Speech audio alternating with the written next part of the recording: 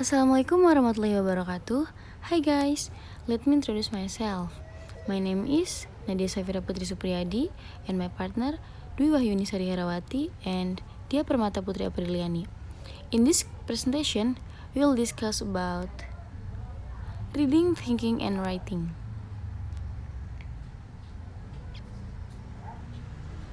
First, I will explain you about the poem on the page. When you open a book of poetry, it may strike you that poems are unusual things. For instance, look at these poems by A.E. Housman. This time of year a 12-month pass, when Fred and I would meet.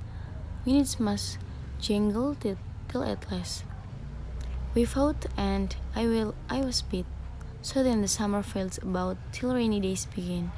Rose Harlan on her sign day would walk with the better man. The better man she walks with still. True, now it is not with Fred. A lad that's life and has his will is worth a dozen deed.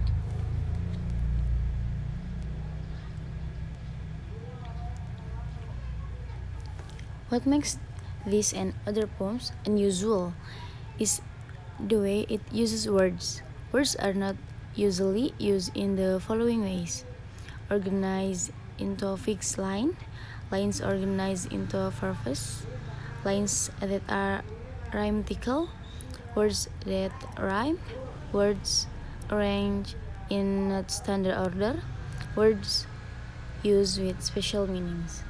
Maksudnya di sini adalah apa yang membuat puisi ini dan puisi lainnya itu berbeda atau tidak biasa. Itu adalah cara menggunakan kata-kata. Kata-kata biasanya tidak digunakan dengan cara berikut. Diatur ke dalam jalur tetap, baris disusun menjadi ayat-ayat, garis yang berirama, kata-kata yang berima, kata-kata yang disusun dalam urutan non-standar, kata-kata yang digunakan dengan arti khusus, yaitu tanah liat, yang berarti adalah kuburan. Puisi tidak seperti pidato atau tulisan biasa. Mereka secara khusus dibuat sebagai objek dalam kata-kata. Penting untuk diingat bahwa kata puisi berasal dari kata Yunani, yaitu membuat.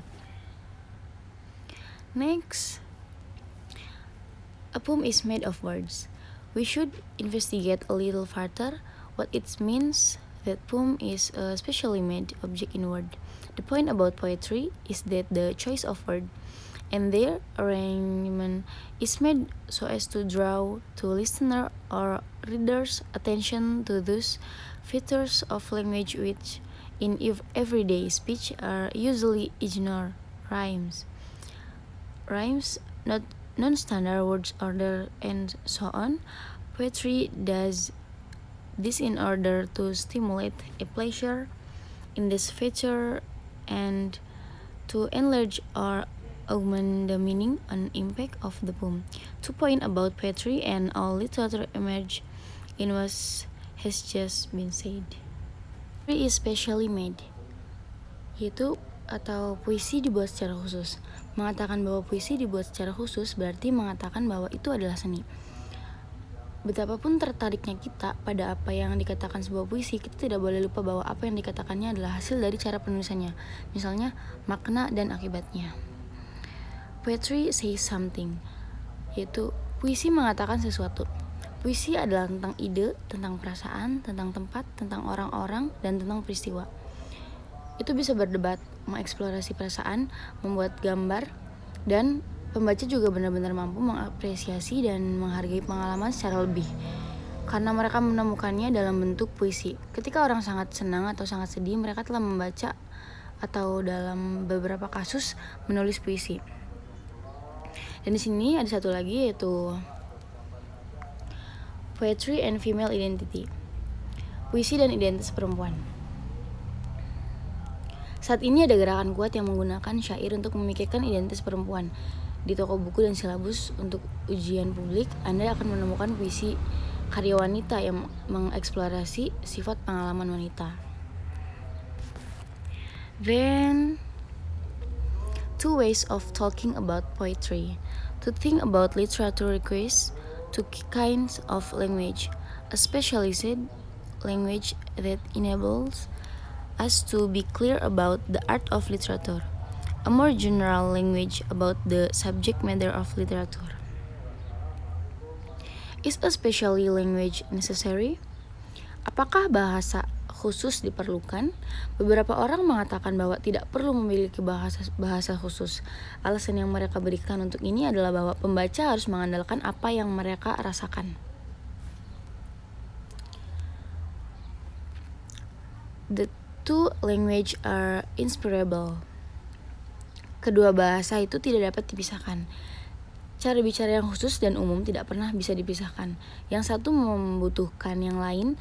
Jadi dalam menulis tentang sastra, bahasa khusus bercampur menjadi bahasa yang lebih umum. Ini tentu saja adalah pengulangan dari apa yang telah kita lakukan. Puisi dibuat secara khusus dan cara yang penting untuk mengatakan sesuatu. Oleh karena itu, dua cara berbeda untuk membicarakannya tidak dapat dipisahkan. Misalnya dalam soneta Wordsworth upon Westminster Bridge, ada baris-baris berikut. Kota ini sekarang seperti pakaian, memakai keindahan pagi, dan yang lainnya. There are no formula. Karena semua puisi dan semua karya sastra berbeda satu sama lain, tidak ada satu cara pun untuk menulis tentangnya. Setiap karya harus ditulis dengan caranya sendiri-sendiri. Oleh karena itu, yang paling bisa diberikan oleh buku seperti ini adalah pedoman untuk membantu Anda melihat bagaimana setiap karya dapat dipikirkan dan ditulis. Tidak ada rumus, hanya pendekatan. Finally, reading poetry. One of the problem of thinking about poetry is that we find it difficult to recognize what is before us. It will be obvious from that rather demanding list that one reading will be not enough. When you are studying poems for the first time or revising them, it's a good idea to adopt the rule that several readings are better than one. The only other thing that needs to be said is that if a poem has a very powerful impact upon first reading, you should try to remember what you experienced, because it's likely that something very important about the poem was present in the experience. Salah satu masalah dalam berpikir tentang puisi adalah kita sulit mengenali apa yang ada di hadapan kita atau apa yang ada di dalam puisi itu. Bagi banyak dari kita, terutama ketika kita mulai belajar, puisi di depan kita tampak kabur dan seolah-olah kita tidak bisa memfokuskan mereka. Satu hal yang dapat kita lakukan untuk mengatasinya adalah dengan membacanya dengan cermat, atau bisa melakukan cara-cara ini, yaitu kita bisa membacakan puisi itu dengan suara lantang atau suara keras untuk diri kita sendiri. Dan kita bisa memvariasikan kecepatan dari cara membaca puisi itu sendiri, atau kita bisa mempelajarinya dengan cara kita merekam suara kita atau kita merecord suara kita di smartphone sehingga kita dapat memutarnya lagi. Saat memutarnya itu, kita harus berkonsentrasi pada setiap kata yang kita dengar. Ingat bagaimana puisi itu berkembang. Mendengarkan seperti apa suara puisi itu.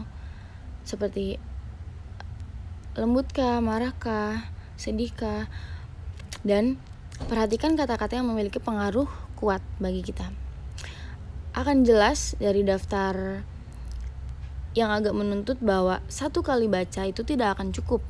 Saat Anda mempelajari puisi untuk pertama kali atau merevisinya, ada baiknya Anda menerapkan aturan bahwa beberapa bacaan lebih baik dibaca lebih dari satu kali.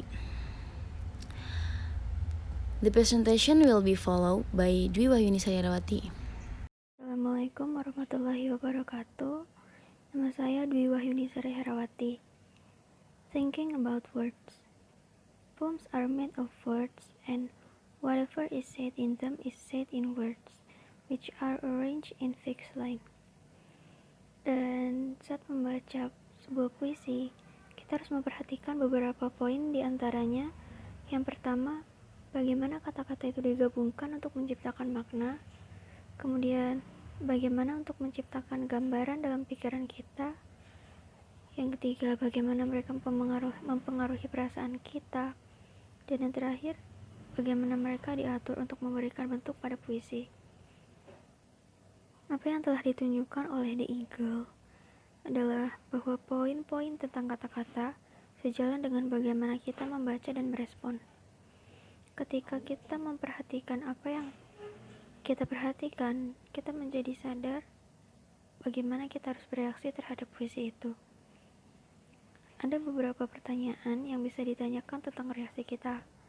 Pertama, how exactly am I reacting? Yang kedua, can I identify the thought and feeling these words arouse in me? Yang ketiga, is this poem asking me to think about things in new and different ways? Dan yang terakhir, what kind of pleasure in this poem giving me? Yang harus diingat adalah bahwa ketika menulis tentang puisi, yang penting adalah kata-kata dan bukan perasaan. Selanjutnya, what the poem is about.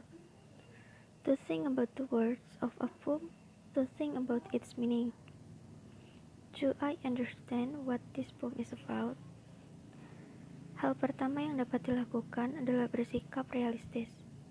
The first thing you can do is be realistic.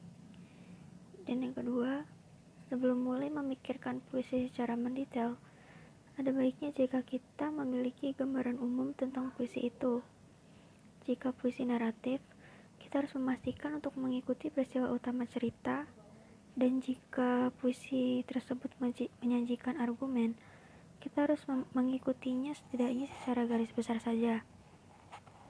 Dan kita tidak perlu khawatir mengenai beberapa kata, frasa, atau bahkan kalimat yang tidak dimengerti. Jika kita mengerti garis besarnya, kita mungkin bisa sedikit mengerti dan bahkan menebak apa arti sebuah kata. Selanjutnya, ada getting it clear. Some advice can be given about what you can do to get an outline of the poem's meaning. Telah dikatakan sebelumnya bahwa kita harus membaca puisi beberapa kali. Dan di sini ada 5 kesulitan yang sering dirasakan oleh siswa. Yang pertama, line and stanza endings are not always conterminous with units of meaning. Akhiran baris dan bait tidak selalu berhubungan dengan unit makna. Artinya frasa atau kalimat dari satu baris atau satu bait ke bait lainnya. Agar tidak bingung, kita harus mengikuti pengertian frasa dan kalimat, yang berarti mengamati cara kerja tanda baca. Dengan kata lain, baca terus sampai menemukan koma, titik, kata titik dua. Yang kedua, puisi seringkali mempersingkat frasa. Jadi beberapa kata mewakili apa yang ada dalam puisi akan disampaikan oleh beberapa kata lagi. Ini terkadang disebut dengan kompresi. Seringkali kita harus mengeja artinya dengan memikirkan kata-kata yang mungkin telah dimasukkan. Yang ketiga, penyair memiliki kebiasaan mengontrak kata. Kita pun sering melakukannya. Misalnya, don't adalah kontraksi dari do not. Yang keempat, penyair menggunakan inversi, mengubah atau membalik urutan normal kata-kata. Pembalikan bukanlah sesuatu yang harus kita abaikan ketika telah memahami artinya. Itu dapat mengarahkan kita ke efek yang sangat tepat. Selama bertahun-tahun. Yang kelima, selama bertahun-tahun, penyair telah mengembangkan arti khusus untuk kata-kata. Untuk memahami apa yang mereka katakan, kita harus bisa mengenali dengan tepat bagaimana kata-kata itu digunakan. Terkadang, penggunaan khusus ini disamakan dengan kode, atau mengenali apa yang dikatakan disebut membaca kode, atau bahkan mendekode.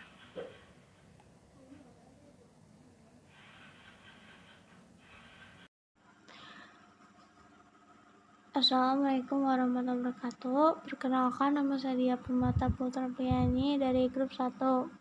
Saya akan membahas tentang Spider-Man, interest, pleasure, tone, and excitement. Spider-Man arises when you say, how strong or that odd? You can prove description as question. Why does the pet say that? Why is this particular word asset? Why does the pet move from that subject to this? Interest arises when we say things such as that, intriguing, or wow. How fascinating such feeling can be framed as question. I'm interested because it reflects the way I feel. I'm interested because I feel a bit like that but could never quite find the words.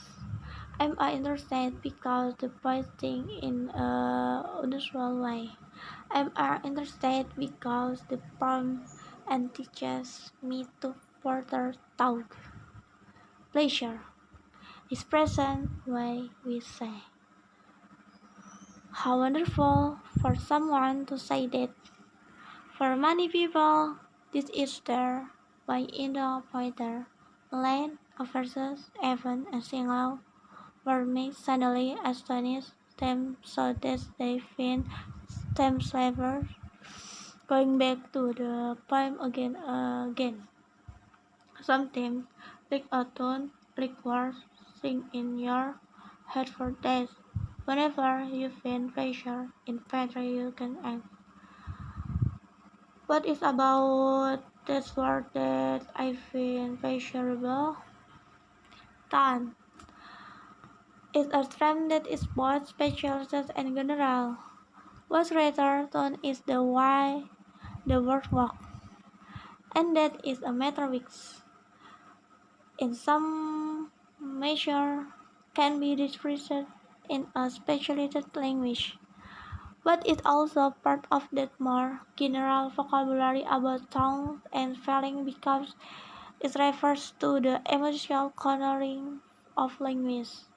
The best pitch of advantage that can be given about tone is try to imagine the poet speaking and her in the word his or her attitude to what is being said. Since virtually every poem can be regarded as a communication of one person to another, every poem can be imagined as the spoken utterance of the poet. The reader, therefore, can always ask, can I hear the poet's voice in this poem? The important thing to remember is that because tone is a poem, emotional coloring, it can be heard in a number of ways. In the page of the poem, in the wake of the stress, in the lack of its fullness, in the justification of words, and its stretch of imagination. Enhancement depends upon an idea that is central to the study of literature. People often talk about why a book says its subject matter, meaning, or context, and the way it is written is from shape of structure. A poem is not made of two things, word and content, subject and structure, meaning and shape. It is made of word and word and environment. Enhancement in the harnessing of the physical or material species of words. The length of likeness, the sound of words, the rhythm of words, the presence or absence of rhyme. So that our for formal matter will be highly key to the person in which enhancement is clearly evident. Thank you. Wassalamualaikum warahmatullahi wabarakatuh.